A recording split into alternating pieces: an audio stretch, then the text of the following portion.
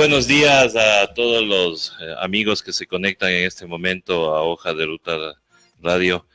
Estamos en el programa Otras Voces. Retomamos nuestra escenografía original, ya que tenemos, ya van a ver las nuevas sorpresas que vamos a tener acá dentro de Hoja de Ruta. Damos la bienvenida a Omar Ospina, con quien vamos a conversar sobre el cerco mediático que hay en estas épocas de lucha popular. Realmente nos preocupa mucho el hecho de que la prensa esté imponiendo su agenda y obviamente la gente cree más en estos medios que en los medios alternativos. Muy buenos días, Omar. Muy buenos días. Gracias por la invitación. Y bueno, es una situación evidentemente preocupante, no solamente en Ecuador, sino en toda América Latina, desde México hasta la Patagonia, porque desafortunadamente el imperio norteamericano lo está haciendo muy bien. Primero, las grandes corporaciones mediáticas son prácticamente los dueños de los medios de comunicación.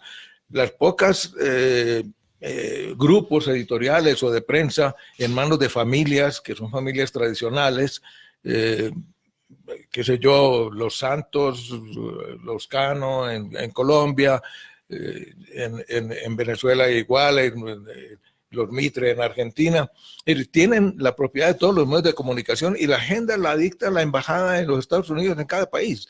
Están obedeciendo las instrucciones de los Estados Unidos para eliminar, como antes de la Guerra Fría y en la Guerra Fría, para eliminar el comunismo de América Latina, que en este momento está representado por Cuba y Venezuela, ¿no es cierto? Este es un propósito vital, estructural, ideológico y hasta teológico de los Estados Unidos desde que nacieron como nación. Acuérdense, cuando en 1700, bueno, no nos acordamos, pero hemos leído, desde 1776 creo que fue la Revolución Norteamericana, desde ahí empezó el famoso Destino Manifiesto. El presidente Monroe salió con la doctrina Monroe, que es América para los americanos, pero América toda para los americanos del norte.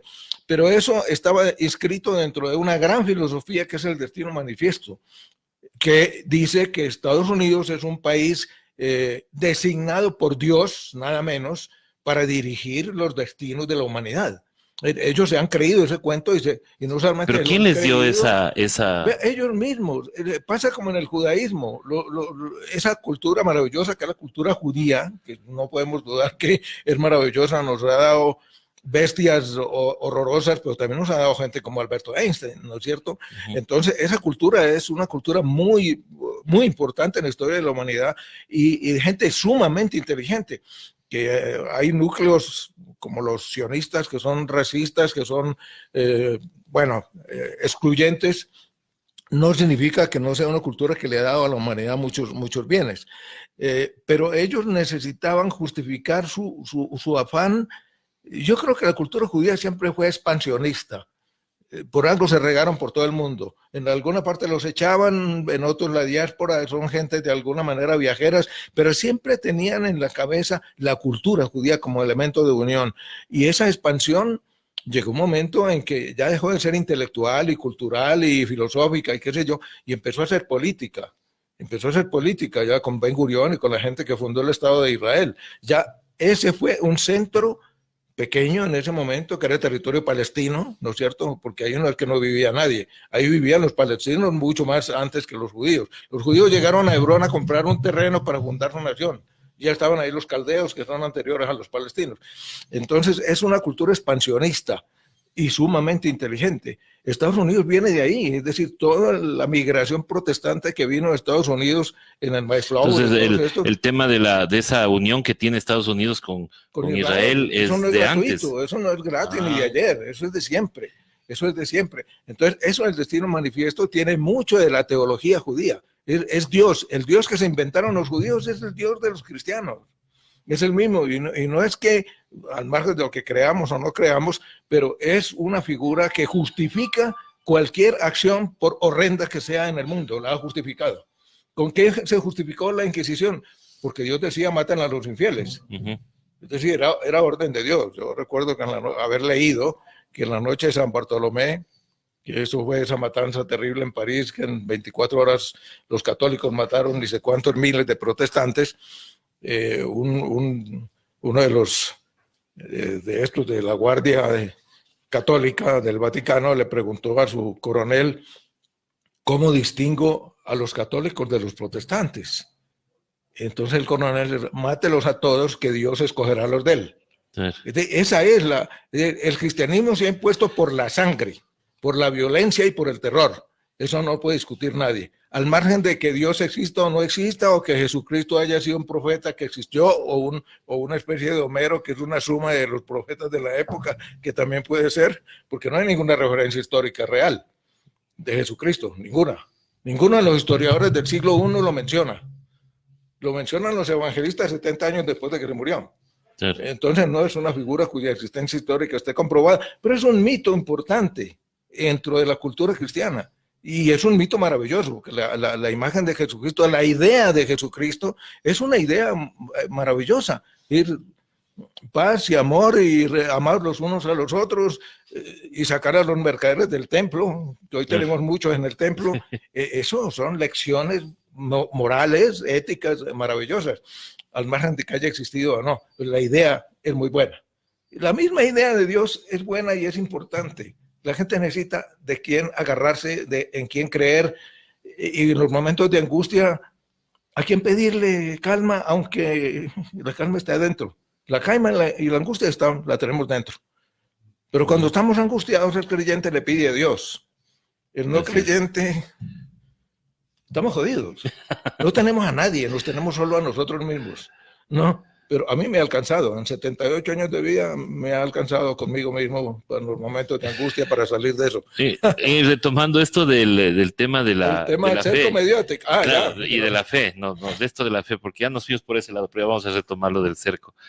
En esto de la fe estamos viendo que ahora, por ejemplo, y con ejemplos claros, Bolsonaro, por ejemplo, en Brasil, acá en Bolivia vemos que entran al Palacio Quemado y que Dios entra. Sí, con la Biblia en la mano. La Biblia en la mano. Que no era ni siquiera la Biblia, sino el Testamento, Nuevo Testamento. El Nuevo Testamento, sí. Claro. O sea, esta idea de meterle a la gente de que están iluminados y todo lo demás. Y con lo sucedido ahí en estos días acá en el Ecuador, con este artículo del señor Rivadeneira que critica al sacerdote que no está alineado, con el poder y con la derecha. Exacto, entonces ahora ya le quisieron hacer hasta linchamiento mediático. No, pues ya Marcelo Dotti salió casi que a pregonar que lo apaleen al cura y que lo maten. No, sí, vimos ese Twitter, pues terrible. El pastor. Mira, lo que le decía antes, la fe lo permite todo.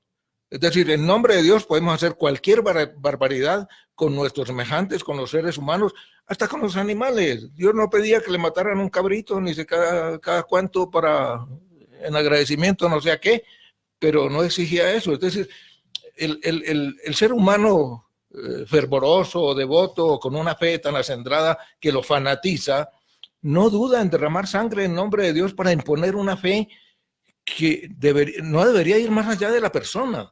Es decir, mi fe es mi fe, yo no tengo por qué imponérsela a nadie. Pero no, Dios ordena que si usted es infiel, yo tengo derecho a matarlo. Tengo derecho a matarlo. Eso a mí me parece la cosa más aberrante, sobre todo del cristianismo, del judeocristianismo, porque las otras religiones son bastante más tolerantes. El budismo, el confucianismo, los mismos sintoístas, a pesar de que ya tal vez por ósmosis se les ha pegado también un poco de la violencia, y ya vemos que en la India se matan los sikhs con los otros, y el mismo Islam es muy violento, los chiitas con los sunitas se matan cada vez que puedan, y la religión, discúlpenme los creyentes, no pido disculpas, tratan de entenderme los creyentes, la religión es un centro de maldad, siempre lo ha sido, porque es un centro de poder, y el poder genera maldad. Para yo imponer mi poder necesito ser malo, no puedo ser buena gente. Si yo quiero imponer mi poder, tiene que ser a sangre y fuego, no de otra manera. Si fuera por convencimiento, no sería poder ni sería política, sería filosofía. Claro, si practicaríamos de esto de amar al prójimo, por ejemplo, como que nos verían débiles, ¿no es cierto? Claro, es decir, si nos ponemos con chiquitas, es decir, nos ven débiles y el otro que tiene también su fe nos atropella, ¿no es cierto? Claro. Nos atropella, porque en la noche de San Bartolomé fue contra los protestantes en París, pero en Londres era los protestantes contra los católicos. La pelea. Y así ha sido durante siempre, la historia esa del ha sido mundo. La historia del judeocristianismo. Violencia donde quiera que van. Porque es la única manera que impones el poder. No se impone el poder por las buenas. Ya le digo, por las buenas se impone el pensamiento. Los filósofos griegos los convencieron, Platón, Aristóteles, Sófocles, Eurípides, los dramaturgos. Oye, a través de la literatura, del arte y de la filosofía, nos imbuyeron un pensamiento que es de generosidad, de amor, de respeto al otro. De respeto al otro. Luego llegó la fe y acabó con eso. No acabaron con la filosofía, ahí siguen. Los 7 sabios de Grecia siguen estando vigentes.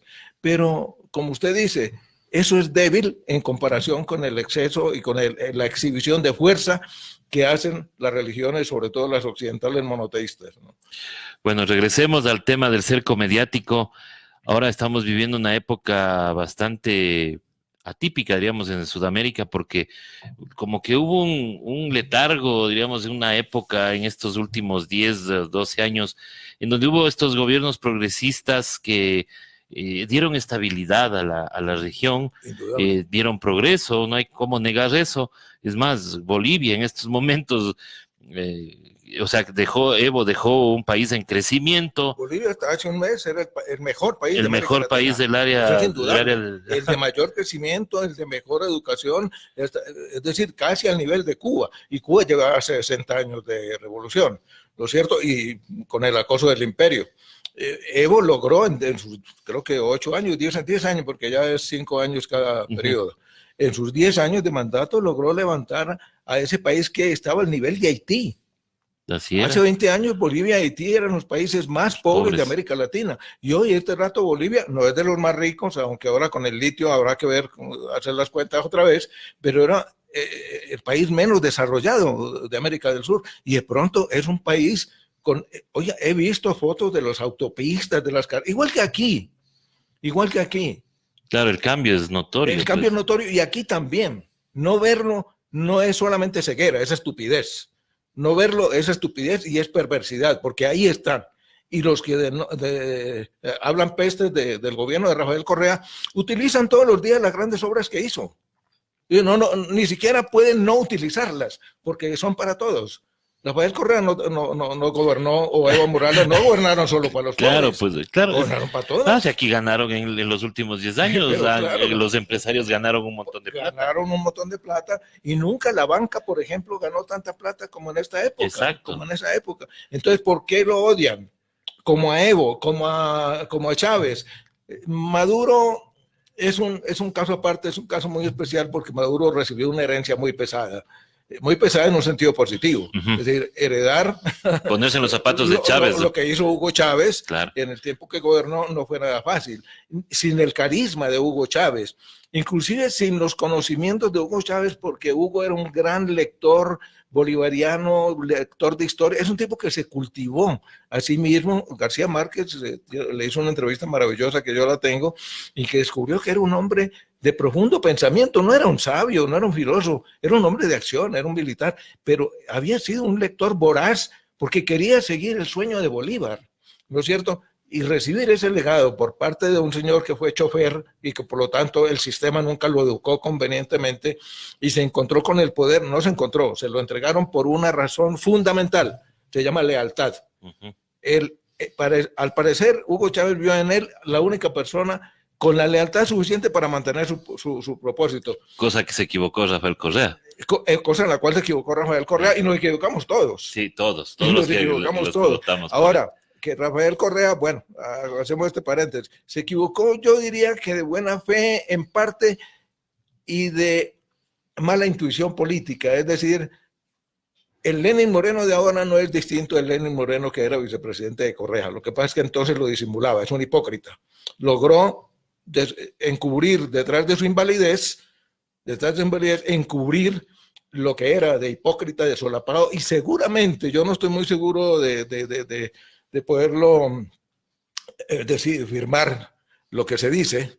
Yo odio esa expresión, sí, porque sí es lo que se dice, pero parece haber pruebas importantes de que su estadía en Europa y en Ginebra sirvió para entroncarlo, y desde antes con la CIA, y parece ser que tiene fuertes nexos con la CIA, y es la CIA la que lo mantiene ahí. Y la CIA, y obviamente el socialcristianismo, y creo, y todo. A mí me llama la atención ahora, por ejemplo, que parece que Jaime Nebot se distancia un poco Cálculo político, cálculo político, está trabajando en la presidencia. Por supuesto. No quieren enlodarse ya al no último. No quieren enlodarse en el último trayecto. Bueno, lo cierto del caso es que ese legado que recibió Maduro fue muy pesado y muy duro sostenerlo, y Estados Unidos vio que era una figura más débil. Aunque es el doble corporalmente hablando que Hugo Chávez, más o menos el 50% más, era más débil psicológicamente y políticamente, porque al ser un hombre humilde, un chofer, un chofer tenían por dónde atacar. Tenían por dónde atacarlo, claro, porque era impreparado, y porque además el resto de América Latina, y en eso, perdón que nos involucre a todos, somos racistas y excluyentes. Un señor que fue chofer no tiene por qué ser presidente. Sí, esa es nuestra manera de pensar, me duele mucho decirlo, pero así es. Es lo que vivimos nosotros acá, pues un indio no va a ser. Pues, ¿cómo así que un indio de presidente? De presidente, en claro. Bolivia este rato, esa señora peliteñida también que es una mezcla de tres razas, porque yo me pongo a verle, parece un travesti feo, ¿no? Esa señora de rubia no tiene nada, de nórdica no tiene absolutamente nada. Es un trasunto de tres razas, un poquito blanca, un poquito india y un poquito negra. Eso está clarísimo en sus mismas facciones. Oye, se tiñe el pelo y ya es Nicole Kidman. No venga con ese cuento. Pero tiene en su estructura mental todo el racismo, toda la exclusión y todo el desprecio de los blancos, de la cultura blanca europea hacia la gente india. Acuérdate que los indios se demoraron mucho para aceptar la iglesia y la corona española, que eran seres humanos. Creo que hubo hasta un edicto papal o una cosa de esta reconociendo que sí, que efectivamente eran seres humanos y tenían alma, ¿no? Es decir, y eso sigue en muchos sectores sociales blancos, esa idea sigue ahí, latente. ¿Se avergüenzan de ella? Sí, yo creo que se avergüenzan de ella, pero ahí está enquistada en el ADN. Hay un desprecio a las razas aborígenes inexplicable, porque es decir, ningún desprecio a ningún ser humano, a ningún ser vivo es explicable, pero ahí lo tienen. Y ahí retomamos el tema de que los medios de comunicación ayudan en ese racismo, porque, o sea, ¿cómo es posible que un presidente indígena haya tenido, pues, semejante ostentación de un jacuzzi en su casa? De un jacuzzi en su casa, y ahí me llama la atención una cosa. La gente del Extra, que sacó eso en primerísima plana, yo la bajé, la portada del Extra, y la puse en una de mis carpetas que se llama Basura Mediática. Yo me atrevo a decir que no investigaron si eso era cierto. Yo creo que eso es parte de la propaganda sucia para enlodar, para ensuciar a gentes como Evo Morales, como Cristina Kirchner, como Rafael Correa, es decir, todos son corruptos, todos son malos, todos son perversos. Yo me acuerdo que la revista Forbes tenía a Fidel Castro como uno de los 10 hombres más ricos del mundo. Sí, que tenía una isla privada, decían. Que tenía una isla privada. Es decir, en Cuba todo era de él, todo. Hasta el punto de que yo no sé cuándo se murió quién heredó a Cuba, porque que yo sepa, la herencia no aparece. Claro, el dinero que decía la revista no toma por ningún lado, ¿no? En cambio, sí sabemos dónde está la plata de los Jaime Nebot, de los Mauricio Macri, de los Jair Bolsonaro, sí sabemos dónde está. Es que ahí va la diferencia, ¿no? O sea, acá, por ejemplo, le criticaban al presidente de la CONAIE porque decía que tenía 4 avionetas, una casa, que tampoco es cierto, pero sí le justificamos al señor Nebot que tenga una mansión en Mocolí. En la isla de Mocolí, un palacio que no tiene nadie más en el Ecuador, así es. Me parece, ni siquiera los verdaderamente. ¿Y de dónde? Solo ser alcalde. ¿Y de dónde? ¿Con sueldo de alcalde? Eso es lo que no entendemos. Eso no es que no lo entendamos, no lo queremos entender. Hay ciertos sectores de la sociedad que no les interesa entender eso, porque forman parte de esa cúpula corrupta. Vea, sé que alguna vez alguien hizo una investigación, que fue una tesis de grado, no sé de qué universidad en Guayaquil, una profunda investigación sobre los orígenes y las actuaciones de la Junta de Beneficencia. O sea que la Junta de Beneficencia es el ente que agrupa todo el patriciado guayaquileño y la nobleza guayaquileña está ahí. Yo tuve noticias de esa tesis y sé que se desapareció la tesis, no existe, alguien por ahí la tiene muy en secreto, pero eso desapareció y ni siquiera fue considerada como tesis en la universidad, porque desnudaba las trapacerías de esa Junta de la Beneficencia, que le servía era para importar los carros de lujo y los yates y su gran vida sin impuestos, porque los importaban desde la Junta de Beneficencia. Y la Junta de Beneficencia está exenta de impuestos. Por ayuda social. ¿Qué hacen con los premios gordos de la lotería cuando nadie se la gana o cuando se la gana la Virgen del Socorro? Porque suele ocurrir que se la gane la Virgen del Quiche. O Narcisa de Jesús. Claro. ¿No? Entonces hay un nivel de corrupción en estas altas esferas oligárquicas ecuatorianas, fundamentalmente guayaquileñas, aunque eso es mundial, que francamente aterroriza. Pero de eso no se habla. ¿Los medios dicen algo de eso? No dicen absolutamente dicen nada. Absolutamente. Han dicho algo los medios, ¿no se acuerdan las protestas de octubre y más de 15 muertos y 1.200 detenidos? ¿La prensa comercial dijo algo? No, porque estaban pasando Bob Esponja. Nada.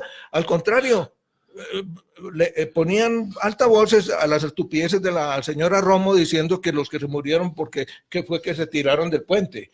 Es decir, o porque se caían sobre una piedra. O que se cayeron sobre una piedra, o que, qué sé yo. Es decir, es el cinismo más desvergonzado de parte de un gobierno, escondido por lo que Atilio Borón llama la canalla mediática, y que yo, un poco más ordinario que Atilio, le digo la basura mediática. Lo cierto del caso es que nuestra prensa es una prensa de porquería que está a órdenes de la embajada. Y en la embajada a los Estados Unidos le interesa denigrar todos los gobiernos progresistas de América Latina y eliminarlos porque ellos quieren recuperar su patio trasero. Es así de simple. En Bolivia están detrás del litio. Sí. El Salar de Uyuni tiene 21 millones de toneladas de litio y es el metal del futuro porque es el metal de las supercomunicaciones, y ahora que viene la 5G, esa nuevo paso que es casi una mutación, pero va a ser, digamos, una evolución cibernética. Eso va a ser impresionante en términos de velocidad de transmisión de datos. Los principales que están detrás de eso es indudablemente China. Estados Unidos está bastante atrás en esa vaina, y Estados Unidos quiere evitar que China tenga acceso al litio boliviano. Y no les va a importar desconocer los contratos que ya están firmados, porque sé que China ya estuvo en convenios con Evo para de alguna manera no explotar. Ojo que ahí hay una parte importantísima. Estados Unidos se quiere apropiar del litio de China, de Bolivia, ¿no? Para su uso personal y para su usufructo personal, y llevárselo puro a Estados Unidos para transformarlo. No. Evo quería que las plantas de baterías estuvieran en Bolivia. El litio sale de aquí, pero con producto agregado boliviano. Es más, él presentó hasta un vehículo que estaba hecho con litio. Se inventaron un vehiculito pequeño eléctrico que funciona con pilas de esta energía, ¿no es cierto? Entonces, ese parecería que es el futuro. Parecería que es el futuro porque el petróleo, por importante que siga siendo, y lo va a hacer unos años más, va a llegar un momento que se va a acabar. Es un producto finito, es un recurso finito, eso se va a acabar. Los dinosaurios, lo que quedan los dinosaurios hace mucho rato, que ya no producen petróleo. Eso se va a acabar. Parece ser que el futuro puede ser el litio, pero el litio también se va a acabar. Pero el planeta Tierra y los planetas vecinos indudablemente tienen unos recursos minerales impresionantes. La conquista del espacio se va haciendo cada día más necesaria, porque los recursos minerales, los recursos naturales de la Tierra son finitos, se van a acabar, y los recursos biológicos, con esta manera de atentar contra el medio ambiente, ya mismo acabamos con ellos. El rato que se acabe la Amazonía o que deforesten toda la Amazonía, ¿de dónde vamos a sacar la base de la farma? La base de la farma está en la Amazonía. La química con que se produce toda la farmacología mundial es producto vegetal primero. Eso no se produce artificialmente, ¿no? Si no está la base orgánica, la base biológica, se acabó. y eso es lo que vamos, a lo que podemos llegar. Es a lo que estamos llegando. Y en este caso, por ejemplo, ¿cómo usted le ve por ejemplo, ya dice que acá, bueno, la prensa nuestra es un relajo realmente, es una... el cerco mediático. Usted, sí. Está ese cerco mediático en términos de abundancia de basura. Hay que echarle toda la basura posible a estos regímenes progresistas para enlodar a sus líderes, para ensuciar a sus líderes, y como la gente se traga ese cuento y no tenemos con qué contrastar ese cuento. Vea, en Argentina de alguna manera el cambio Macri, Kirchner, y en Venezuela, en México el cambio hacia AMLO tuvo un soporte importante, no solamente en las redes sociales. Yo sostengo que es porque es en los únicos dos países en donde existe un periódico de izquierda progresista, y ni siquiera yo diría de izquierda, simplemente un periódico independiente, dos periódicos independientes, Página 2 en Buenos Aires y La Jornada en México. Esos fueron soportes para que tanto en México como en Argentina hubiera ese cambio, porque sin ser en Argentina, por ejemplo, Página 12 tan importante en circulación como el Clarín, la gente sabe que es un periódico confiable, creíble. Y en México Excelsior tiene mucho mayor tirada que La Jornada, pero La Jornada es un periódico serio en el cual la gente confía. Y ahí escriben escritores importantísimos de América Latina que no tienen el más mínimo espacio en los medios occidentales. ¿Quién ha visto en un periódico occidental, en un periódico comercial en América Latina, a un Atilio Borón, o una Mensaber, a un Ignacio Ramonet, ni siquiera a nuestro a Mauricio Chamorro? A nadie. Ninguno de los pensadores de izquierda tiene espacio en la prensa comercial de América Latina. Esos dos periódicos sí, y no hablemos de los de Cuba, porque sabemos que los de Cuba están en la onda cubana y obviamente ellos están en nuestra misma percepción de la realidad, ¿no es cierto? Entonces no hay ni que tocarlos, porque además con lo mal que se habla de la prensa cubana, que es una prensa castrista, matriculada al régimen. No está matriculada al régimen la prensa norteamericana, claro que sí, aunque se pelean con Trump. Se pelean con el señor Trump, no se han peleado con el imperio. Esa es otra cosa. A veces el New York Times se da de trompadas con Donald Trump como presidente, pero no con la figura presidencial, y mucho menos con el Partido Republicano. Entonces, a ese silencio bulloso de echarle lodo encima a nuestros regímenes progresistas y a nuestros presidentes tales, se une el cerco silencioso. Y lo que ocurre de bueno en estos países, la prensa no dice ni mu, se calla. Esto es el silencio absoluto de la obra que hicieron estos regímenes progresistas que usted me dice, desde Chávez, 20 años, digamos, hasta Rafael Correa y hasta Evo. Oiga, sobre esa obra y sobre ese trabajo y sobre el prestigio internacional que esa gente le dio a cada uno de sus países. Cristina Kirchner y Néstor primero y luego Cristina le dio gran prestigio internacional a Argentina. Claro. Hay que ver el recibimiento cuando Cristina hablaba en la ONU, era alguien a quien se le ponía cuidado. Lo mismo Evo, lo mismo Rafael Correa. Tiene un prestigio internacional que lo invitan de universidades a que dé sus conferencias porque sabe de lo que habla, ¿no? Entonces, ese prestigio había que callarlo, taparlo. Entonces, el cerco no es solamente bulloso en términos de pantano hacia los líderes progresistas, sino de silencio de lo bueno que hacen. No por eso empezó este gobierno a sacar a todos los editorialistas del Telégrafo. A los editorialistas del Telégrafo, claro. Y ahí nacieron pues otros portales, obviamente, que ahora están siendo descalificados porque obviamente y perseguidos, ¿no? Por ejemplo, por eso es lo que los medios alternativos como Hoja de Ruta está siendo señalado pues, supuestamente por las fake news, pero nos estamos dando cuenta que las fake news nacen de los supuestos periodistas ya con experiencia y bien posicionados. Para hacerlas bien, tiene que hacerlas el que sabe. Claro. ¿Acuerdas toda la basura mediática, las fake news con que Bolsonaro le ganó a Haddad? Posicionando en las redes sociales y en los medios que el señor era un corrupto, que era hasta violador de menores, no sé qué, o que quería el matrimonio gay. Bueno, lo enlodaron todo lo que pudieron. Y como no le pasó a Haddad, aunque no ganó, lo mismo que a Maduro con Chávez. El legado de Lula era un legado demasiado grande, y Haddad, que es un político importante, pues no tiene la estatura política ni el prestigio de Lula. Entonces lo Claro, anularon. la estrategia fue anularle primero a Lula para que justamente no... Anularle a Lula para que el que viniera ya sabían que era inferior en prestigio y que era más fácil de combatir.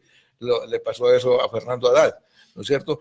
En Argentina, doña Cristina tuvo el talento, el acierto talentoso de renunciar a la presidencia y dejar la presidencia a un hombre importante políticamente y muy inteligente, pero que no generaba las reacciones de Cristina. Cristina como Rafael Correa tiene una fuerte personalidad y eso genera reacciones. Es decir, que Rafael Correa hubiera aquí gobernado durante 10 años sin pedirle permiso a las cámaras de la producción y al Club de la Unión, eso no se lo perdonaron nunca. Aquí todo presidente lo primero que hacía era conectarse con las cámaras de la producción, la asociación de bancos, la jerarquía eclesiástica y el Club de la Unión para ver cómo construía para que le den la bendición y pueda gobernar. La agenda de gobernar. gobierno. Ajá. Rafael Correa no. Él gobernó con su agenda por la cual votamos y no les pidió permiso. Eso no se lo perdona. A eso le llaman prepotencia. Yo lo llamo carácter. Ellos le dan prepotencia, soberbia. Y cuando ellos son soberbios... por ejemplo, la prepotencia de criticarle a un sacerdote por oír un sermón, o sea, una homilía. Un sermón. Eso es la prepotencia de la derecha, que es una prepotencia violenta, porque induce a la violencia. Y si cualquier rato apalean a ese cura, no me extrañaría. Claro. Ya los Dotti y la derecha del país ya dieron carta blanca para que a ese cura hay que caerle a palazos, ¿no es cierto? Entonces... estamos en manos de lo peor realmente de la sociedad en América Latina, porque es un capitalismo y es una derecha capitalista que quiere imponerse a la fuerza y por las malas. Yo he estado leyendo estos días la biografía de Charles de Gaulle. Charles de Gaulle, te recordará, era un ex militar, además estuvo en la guerra. En la Segunda Guerra Mundial. Se peleó con el mariscal Pétain porque él no quería la asociación que pretendía Churchill y los Estados Unidos, y más bien se marginó y luchó contra los nazis, pero desde su manera, desde la resistencia, ¿no es cierto? Era un militar, o sea, un hombre de derecha, pero no de la derecha codiciosa, corrupta, que se impone por la vida. No era un genocida, no era un hombre que luchaba por tener millones y millones como luchan los dirigentes de la derecha, cuyo objetivo principal es el poder primero y la meta es el dinero. No, Charles de Gaulle no, un hombre de una derecha que yo diría humana, una derecha humanista que llevó a Francia a niveles muy altos en la Cuarta y Quinta República. Y cuando el pueblo lo rechazó, se fue. Y cuando perdió el plebiscito en la Quinta República, creo que el lío fue con Argelia, el tipo se fue. No voy estoy aquí porque ustedes me trajeron. Si ustedes quieren que me vaya, me voy. ¿No? Ahí les queda. Bueno, entonces ese es un ejemplo de una derecha digna, digamos, de una derecha honesta, limpia, una derecha humanista, que también hay. La derecha per se es perversa, porque su objetivo es el poder y su meta es el dinero. Pero dentro de esa derecha hay gente que no comulga con eso. Hay gente que está luchando por lo mismo que luchan los dirigentes de izquierda. Yo digo que la derecha, los dirigentes de la derecha luchan por tener la fortuna en el paraíso fiscal, y los dirigentes de izquierda, tipo Correa, Kirchner, etcétera, luchan por tener un lugar en la historia. Eso es otra cosa. Eso es otra cosa. Es decir, ¿de qué vale el gran dinero si mi lugar en la historia es un lugar despreciable? Esa gente lucha por tener un digno lugar en la historia. En la derecha vemos gente como el general Charles de Gaulle y algunos otros, no muchos, la verdad, pero sí hay. ¿Y cómo combatir a este cerco mediático? Nosotros, bueno, desde nuestro lado hemos tratado de abrir estos espacios para debatir, para que la gente, como siempre les digo, tengan insumos para ellos también poder enfrentarse pues a estas discusiones que pueden haber inclusive en los círculos familiares. Pero, ¿qué más hacer? ¿Qué más hacer para poderles enfrentar? No podemos luchar contra tanques, misiles y drones con lanzas y caucheras. Y tenemos que luchar con armas aproximadamente iguales. Queremos enfrentar a los grupos mediáticos, el Clarín, O Globo, Manchete, Excelsior, el Mercurio, el Tiempo, el Espectador, el Comercio, el Universo. Queremos luchar contra eso. Bueno, pues hay que tener un medio escrito que luche contra ellos para que permanezca, para que sea una matriz de pensamiento. para que esté, para que tenga permanencia. Porque las redes sociales indudablemente son la herramienta de ahora y del futuro para difundir, para hacer reaccionar, pero no para hacer pensar. No hay tiempo. No hay tiempo. Las redes sociales son efímeras, son humo. La noticia que llega al medio segundo es desplazada por la otra y esta por la otra y esta por la otra. Al final, toda esa suma de noticias se vuelve un revoltillo y nadie se acuerda de nada. El papel tiene permanencia, la noticia está ahí y ahí sigue para el que la quiera leer. Y eso genera reflexión y genera pensamiento y genera opinión. El papel es necesario, la cultura está en papel. Mira, yo le ponía ahora al señor anterior con que conversaba el ejemplo que yo acabo de tener. Ayer pasé por una librería, no digo cuál para no hacer publicidad gratuita, ni gratuita ni pagada hago yo. Estoy haciendo un periódico sin publicidad, que ojalá pueda salir en papel. Es la única manera. El rato que América Latina, desde México hasta la Patagonia, tenga un medio escrito importante, no diario, porque no podemos competir en la difusión de las noticias con la radio, la televisión y las redes sociales, es imposible. No, un periódico, revista de análisis de los hechos, de descripción, de información amplia, de contextualización. Necesitamos un medio así en América Latina que enfrente a los Clarines, a las Naciones, a los Comercios, a los Excelsior, a los Mercurios, con sus mismas armas, con páginas. La cultura está en papel. Le decía el ejemplo que le quería poner. Oliver Stone, el cineasta estupendo, a quien un fascista del patio llama tendencioso por su JFK, claro, porque ve las cosas con una perspectiva no del establishment ni del imperio, sino de manera independiente. Entonces, para un fascista, eso es ser tendencioso. Bueno, Oliver Stone, que tiene ejemplos cinematográficos maravillosos, está un poco en la onda, aunque el otro es más como le dijera, más espectacular. Michael Moore, claro. Es como más...